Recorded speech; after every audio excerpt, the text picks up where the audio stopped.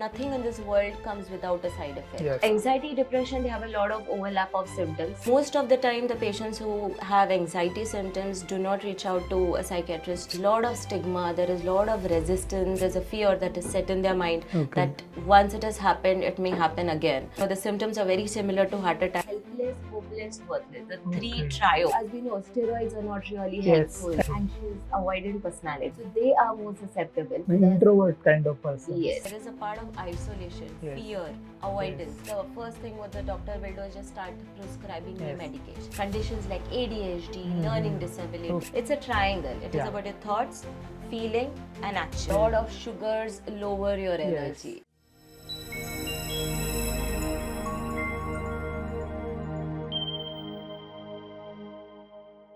Welcome to Beyond Healthcare. Mental health, psychiatric illnesses have their own stigmas. People fail to go to the consultant because of the fear or shame. So today we are breaking that. We have a doctor, Dr. Ashwini Kulkarni, who is a psychiatrist, and she is going to help us to understand what are the issues, anxiety and depression, myths and their problems. Welcome to Beyond Healthcare, Dr. Ashwini. You are a psychiatrist and you know it is very vast field. You meet a number of people who are suffering with the n number of issues with the mental health and other things. Today we have to discuss and we have to know about what is anxiety and depression. Can you let us know about what exactly is anxiety and depression? Hi Ramit, thank you for inviting me here. I really appreciate these efforts as it's very important to spread awareness about mental health and the issues that people are facing. Yes. You definitely understand that it's not easy for patients to reach to us. Yes. There's a lot of stigma, there is a lot of resistance within the family, in the society. When somebody talks about mental health, they're definitely seen in a different way. The increasing number of cases today, more than even the health problems, the heart issues was on the top. But today, if we understand the rate of depression and people losing life because of depression is at the top. Okay. So the recent past, if I understand, there is more number of cases of anxiety and depression coming to me, and it comes from all different strata, both genders, male, females, and from all age groups. So I have even the young kids coming to me, and the elder ones, even about 80, 90, reaching out. But yes, of course, in the last 4 years, at the COVID period has brought more awareness of mental health, and people approaching us has definitely increased. Okay. Can you tell me about what exactly happened in anxiety? Yeah. So anxiety is a symptoms and the physical presentations. Most of the time, the patients who have anxiety symptoms do not reach out to a psychiatrist.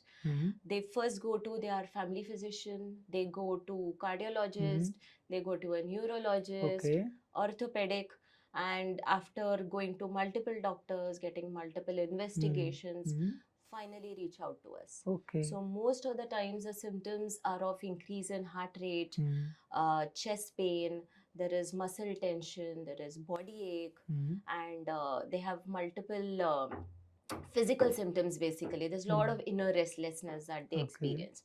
So as you know that the moment the patient has chest pain or increase in heart rate, the first thought that comes in their mind is, do they have a heart attack? They're losing control on themselves. So they rush to an ER, the emergency room, they get the ECG done, the doctors reassure them, and the reports are fine. But this doesn't stop here. They keep going again and again because there's a fear that is set in their mind that once it has happened, it may happen again. So they keep going again and again. So this is called as a panic attack.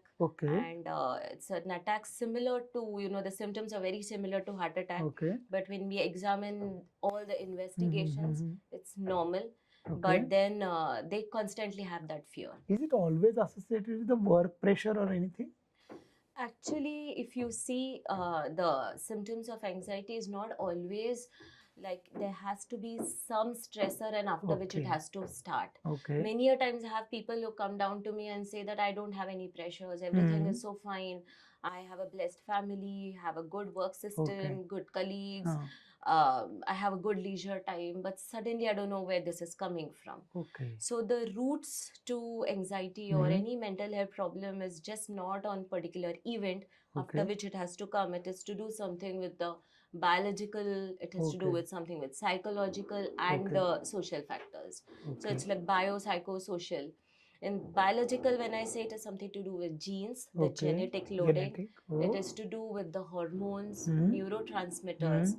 Neurotransmitters, when I say specifically, there are many neurotransmitters in the brain, of which, to be specific, is serotonin, dopamine, adrenaline, oxytocins, endorphins. So when there's an imbalance that is associated, it leads to these symptoms. Okay, and what about depression?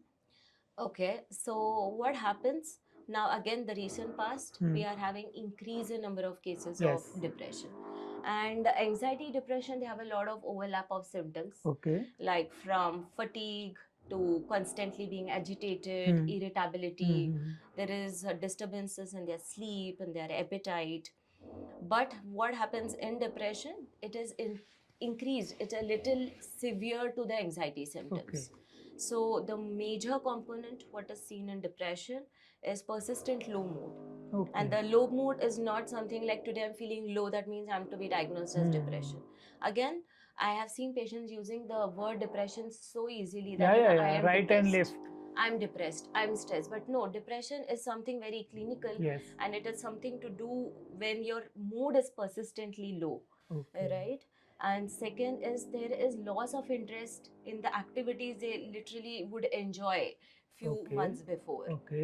There is fatigue associated. So these are the main symptoms. But lack of concentration, pessimistic, negative thoughts.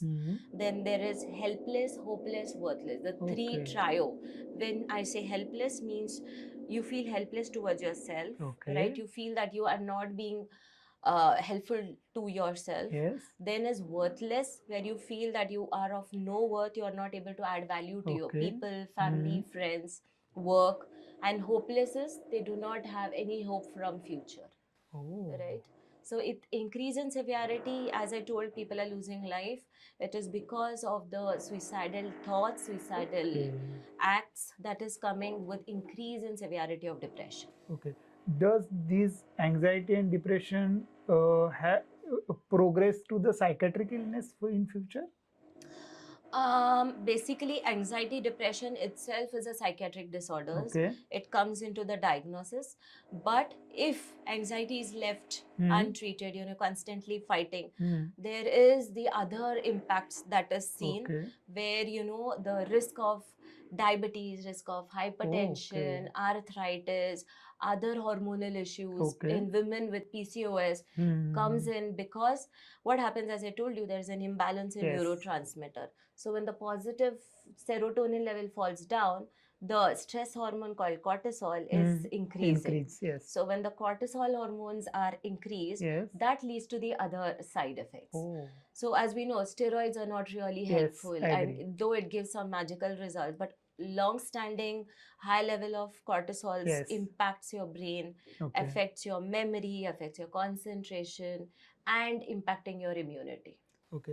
Are all people are prone for these issues, anxiety, depression, or there are some specific type of people who are more prone for these issues? Yes, again, as it's the word, like, the stress is so commonly used now that, I am stressed, and we know everybody goes through stress. But stress is something which is again helpful also, because there's something called as positive stressors. A minimum amount of stress is necessary to keep you motivated, to plan yourself, to remain energetic. I do agree. But persistent stress will lead to the negative stressors, right? And again, if you're asking me, are everybody susceptible? The answer is no, because as I told you, it's a biological, psychological, and social. When I say biological, it is again the hormonal conditions, the patients with hypothyroidism, patients with certain hormonal issues, they are more susceptible. Then there are certain personality traits, like there are traits like cluster C traits, anxious, avoidant personalities. So they are more susceptible. My The introvert kind of person. Yes, and then there are certain childhood experiences, certain Okay. childhood traumas, family support, single parent, and the recent family stressors, Okay. lack of social support, Mm-hmm. the work issues, increase or decrease in work demand. And in recent past, as you know, there's so much of layoff, and either there's this, you have to work for 18, Yes. 20 hours, or there is a fear that you may be laid off tomorrow. Okay. So these specific events are the additive factors for being susceptible Okay. to it. Some people go for the when they feel they have anxiety or psychological issues, depression. They close the window from outside world and they don't want to meet anybody. Then what the people or their family member has to do for them to support them? I have heard many people, family members or friends telling that, you're coming with this anxiety. Yes. Is something like, you're attention seeking or Yeah, yeah. something like That that. is more important word nowadays. Everybody Yeah, talks. so are you seeking attention, or this person is trying to seek attention? Yes. But actually, if you see a person who is going through anxiety or depressive symptoms, they avoid connecting with people. They're Yes. more socially isolated. Yes. They have a constant fear to be judged. Okay. There is a lot of shame that, what if they come talk about it? A feeling of embarrassment is there. Yes. So rather of attention seeking, you find a reverse in the people going Okay. through Okay. the anxiety and depression, that they are more isolated, they Yes. avoid connecting with people. And when you find your friends or family members, somebody going through these symptoms, just try to be a listener, try to Yes. just be with them. Yes. What they need at that moment is listening. What they need is just listening to them without judging, Okay. without giving them any immediate advice. See, I understand as a family member, you really want to help them immediately by giving some quick solutions. But the person who's going through it want to express their feelings. They're not looking out for a solution at that moment. Oh. So just listen to them, feel their emotions, be empathetic. That is going to be much more important at that stage. Yes. So, is anxiety, depression affect on their work and quality of work also? Yes, absolutely. Again, what happens is, as I told you, there is the presentation of anxiety and depressive symptoms starts affecting them physically. Okay. So there is so much of fatigue in them, the lack of interest, leading to lack of concentration. The decision power is getting affected. So the confidence to take certain decisions, timely decisions, or communicating things, that is getting affected. So, and as I told, there is a part of isolation, Yes. fear, avoidance. So that also leads to a lot of absenteeism at work, missing on certain appointments, avoiding family friend meetings. So that definitely starts affecting their quality of life. Yes. Right? They start spending more time alone, but with the constant thought that I wish I should have done this, but I'm not able to do this. Right? Productivity is getting affected. Yes. So here what happens is the patient realizes, doctor, I have this potential in me. I know what I can do, but all these symptoms are taking me aback. There is some force which is pulling me aback. So their potential is not getting reached out. They're not able to give the best because of these symptoms. Yes. So, coming to the again point, ma'am. So, when the person feels the whatever symptom you suggested, that is a indrawing of themselves, feeling of anxious and all that anxiety or depression kind of, what the step he or his family or friend has to take so that he can come out of these all the problems? Right. So, see, again, the challenging part here is, when you see a patient going through anxiety, depressive symptoms, you'll not be able to identify are they going through a problem unless, you're spending a good amount of time with them, right? And you see certain changes in their behavior. Unless and that it is not something physical changes that you're going to see. Of course there will be certain, lack of self-care, you stop taking care of yourself, Yes. or there is appetite changes, so there's Yes. going to be either excessive or weight gain Yes. or a weight loss. Yeah. Right, so physically they look fine. So I have seen patients saying that, doctor, my family members say, by looking at you we don't feel that you're going through Yeah. anything. But I say again, this is a blessing, and this is something also not a blessing. Yes. Because looking at you, you may not feel that you're going through some problem, but internally the fight is way too much. Okay. So in that case, what is the best is you need to take a professional help. Yes. Right, you Yes. need to go meet a psychiatrist, you need to meet a psychologist. You Yes. need to have and provide that safe space to them. Yes. Can you tell me the difference between the psychiatrist and psychologist? Sorry to interrupt you. Yeah, very, very important. Because again, when they come, they're so confused. They come and they are like, I'm not sure if I was supposed to be here to meet you, or I have to meet a psychologist. Yes. So there I say that, when you meet a psychiatrist, psychiatrists are basically doctors. Yes. Right, they have completed their MBBS. Yes. And then they have specialized in psychiatry. So it's Psychiatry. MD In psychiatry. yeah, Masters in psychiatry. psychiatry. Right, or diploma in psychiatry. Yes. But the psychologists are the ones who have done their graduation in BSc, BA, and then the specialization is in the same psychology. Yes. So rightly said, psychiatrists are the person who are doctors, finished their MBBS degree, having a post graduation in psychiatry, where they can prescribe, diagnose, and even counsel the patient. But psychologists are the people who has a MS or bachelor degree in a psychology, where they can counsel the patient. Correct. So basically what happens is, again, there is a myth. If we go first to a psychiatrist, the first thing what the doctor will do is just start prescribing me Yes. medications.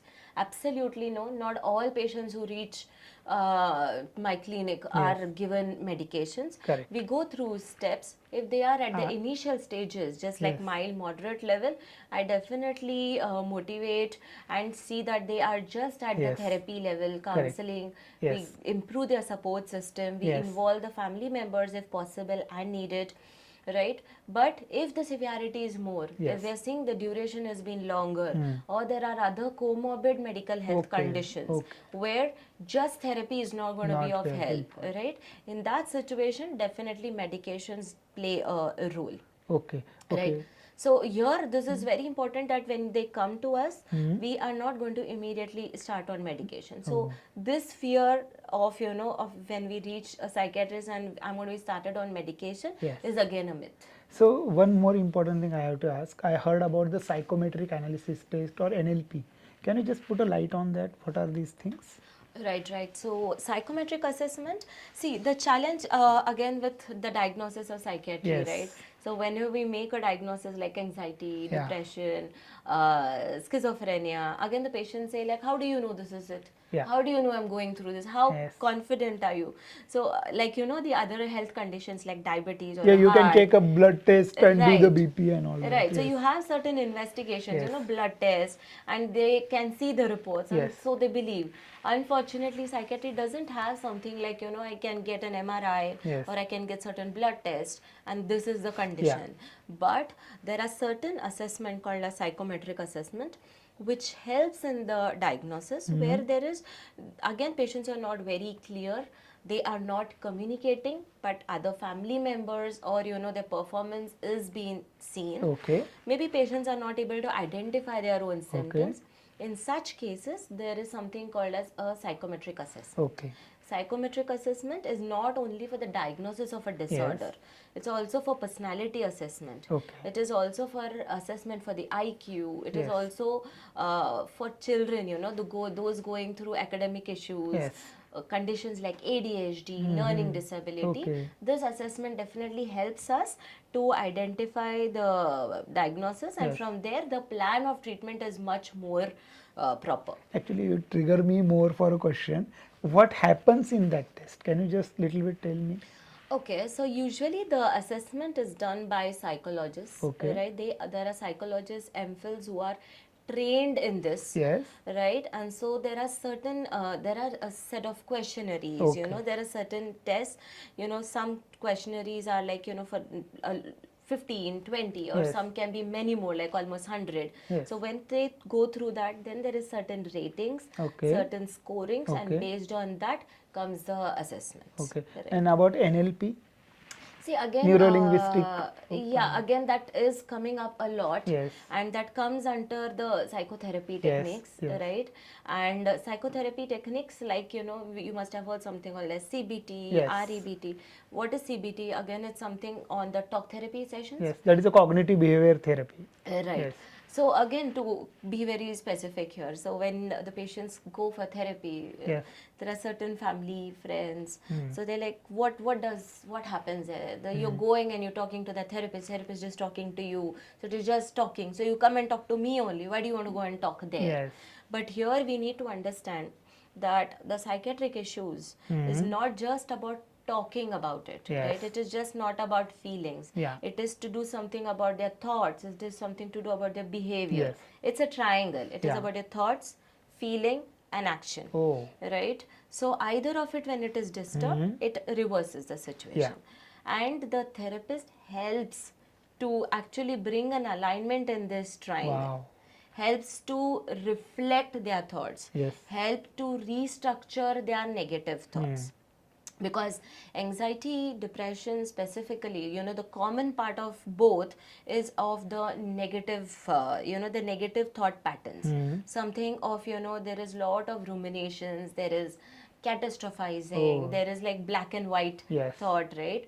So here, the therapists, the psychiatrists help them to reflect, help them to identify. Okay. So here it is a work the patient themselves do, which is generally not done just by listening to them by family and friends. So this is where we need to have it as Okay. a combined treatment. It's a teamwork. Yes. So about the meditation part, does meditation help in the condition?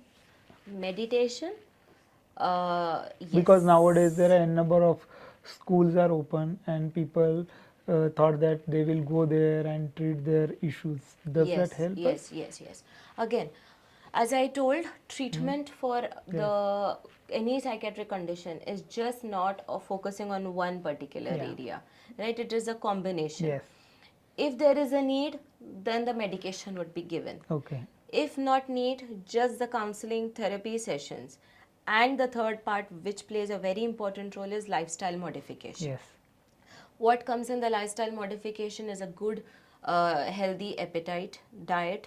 Good appetite. Yes. It needs a good amount of, sleep. Yes. And more important is the exercise, Yes, right? yes. In the exercise, recent part, what has increased is Okay. yoga and psychiatry, Yes. meditation and psychiatry.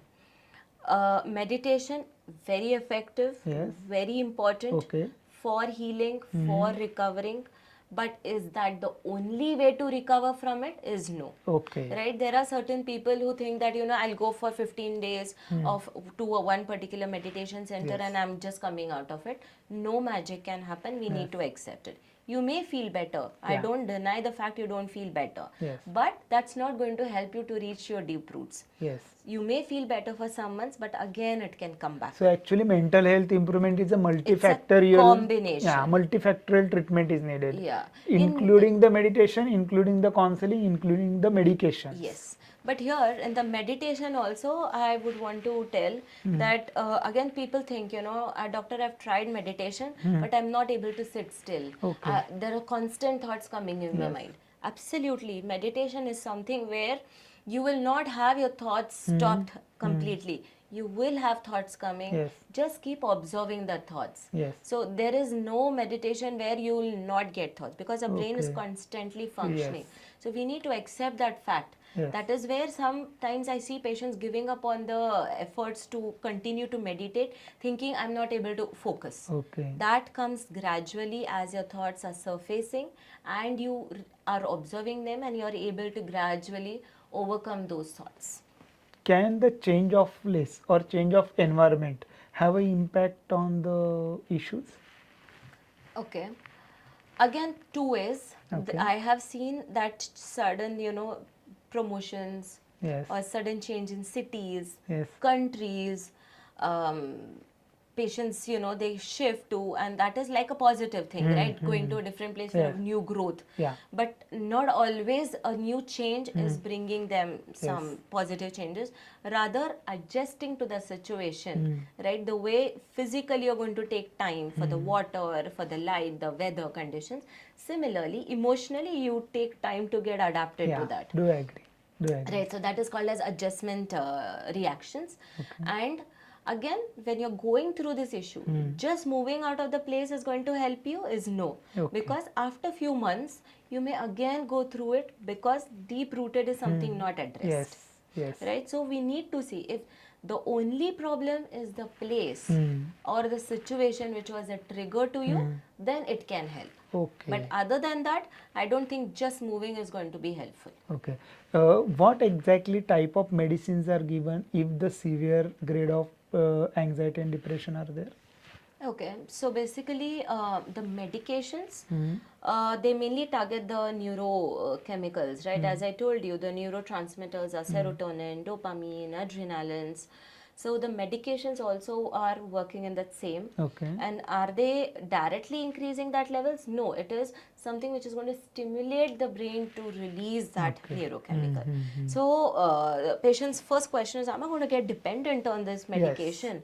See, now when you're having your low hemoglobin, you're given certain iron supplements, right? If you are not going to maintain the rich iron-rich diet, if there is any particular blood loss in your body, if you're not going to take control of it, again, after few months, you'll find your hemoglobin going down. Yeah, do agree. But does that mean you're dependent on iron tablets? We need to similarly bring a maintenance here.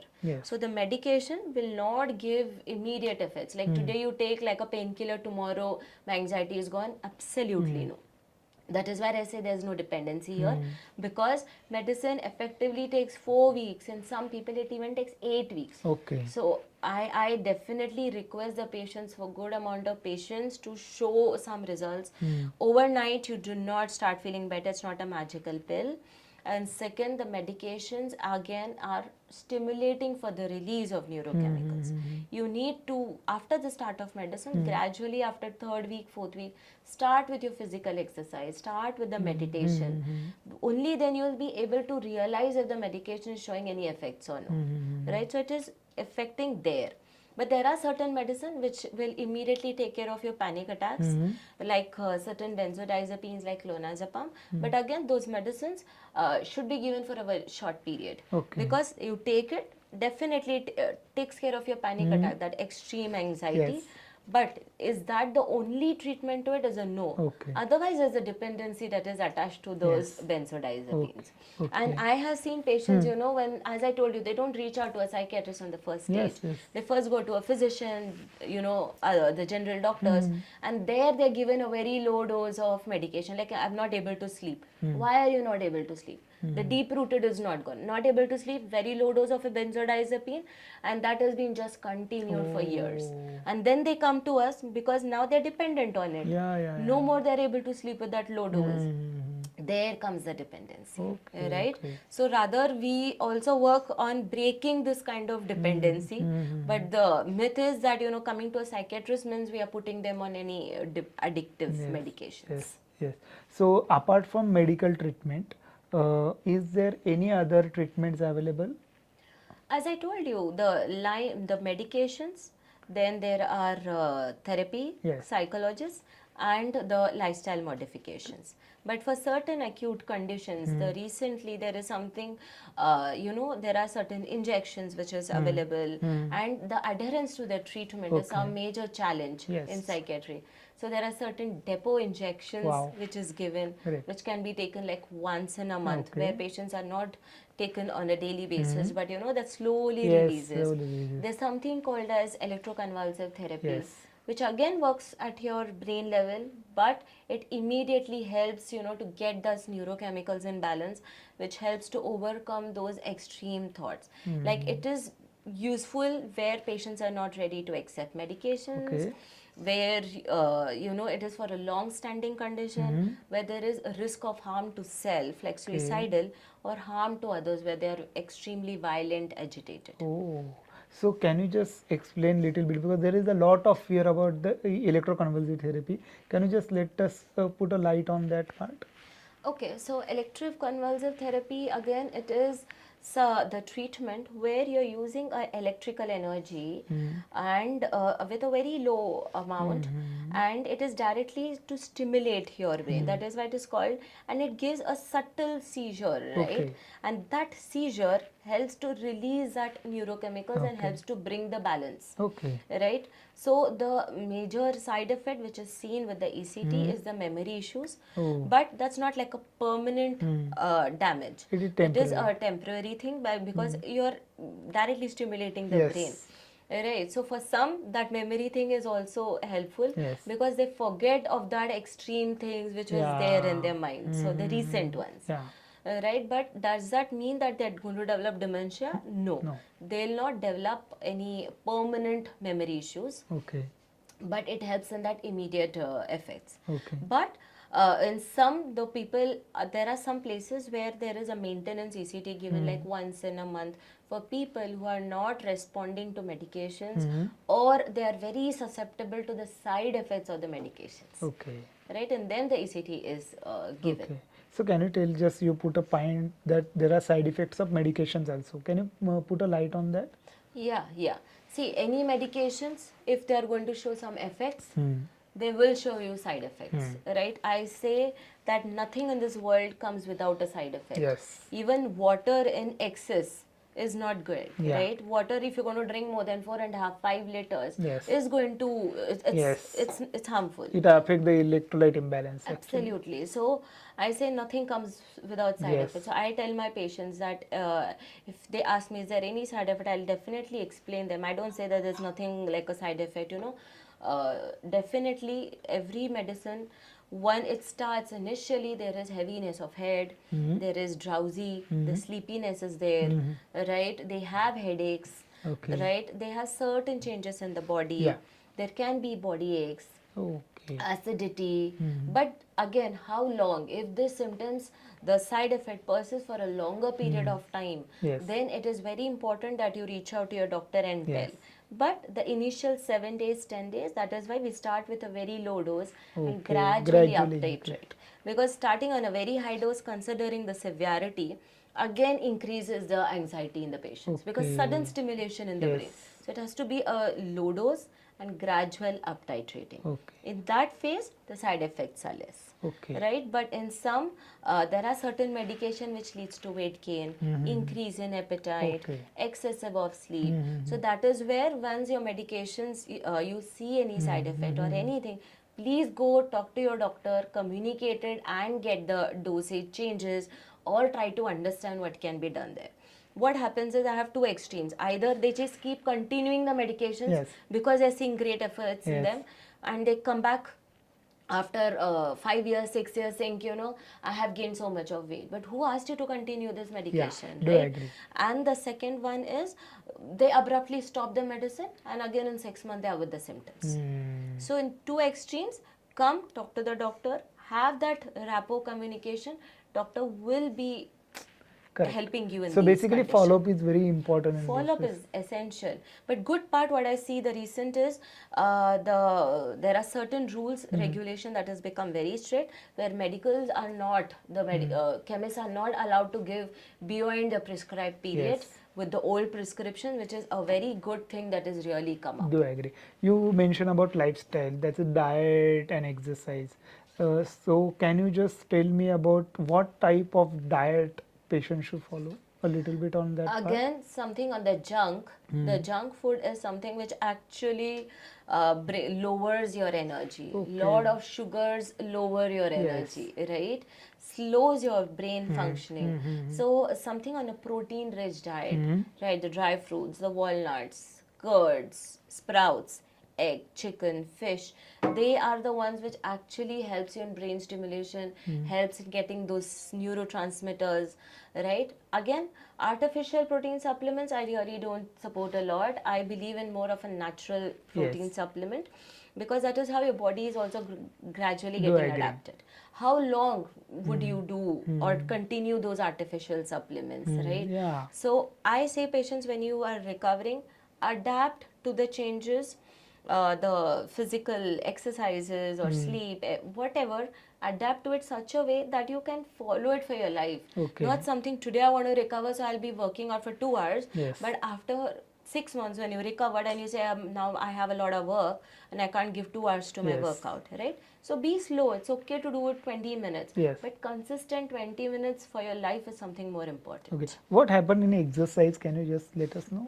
Because most Exercise- people suggest that when you have the issues like mental health issue, you do the exercise. Actually, what happened in that case? See, exercise like cardio, muscle strengthening, what happens is basically it is stimulating your brain again. Okay. There is release of endorphins. Yes. The rich release of endorphins, dopamines, right, oxytocin. All happy hormones. Yeah, all the happy hormones, a sense of well-being, a Yes. sense of relaxation. So I have always patients coming to me, I feel so great. My mood was so low. I just hit my gym. I just burnt out, and when I came out of gym, I was just feeling so good about it. Yes. So definitely yes, but do I encourage a workout late nights? No, because you are exactly paying opposite to your brain, Yes. right? You're going to give that energy, and at the same time, you want to also sleep. So you're going exactly opposite. Try to have early morning or even early evening exercise. Yes. Late night is not encouraged. Okay. So one important point here is about the willpower. So Yes. patients say that I feel so weak. I feel that this is a sign of weakness. I lack willpower. Like family members say, you have a lot of willpower. Just come out of it. Yes. So here I would want to say that patients who approach to us, when they come for the treatment and they continue the treatment, they Yes. have the great strength and they have the great resilience. Yes. It's Visiting a not doctor itself is a strength. great strength. So it is not easy to come and approach us. So every Yes. time a patient comes to me, I appreciate them and I thank them to take help for themselves. So it is not the sign of weakness, rather they have the highest strength inside them. Yes. Anybody can go through this health condition, nothing to do with rich strata or the poor strata. It is the psychiatry disorder is not like it is just a rich person's disorder. Anybody can go through it because it's hormonal neurochemical Yes. changes, right? And so here it is not to do with your willpower, Yes. because everybody has a willpower. Yeah. But at that moment, the changes is just not possible. So we need a teamwork, we need a combined Yes. effort, and we need to break this stigma. Yeah. And we need to spread this awareness. Thank you, Dr. Ashwini, for coming and giving us all elaborative knowledge about the anxiety depression. I hope my viewers, it will be helpful for them and it will change their perception towards the mental health.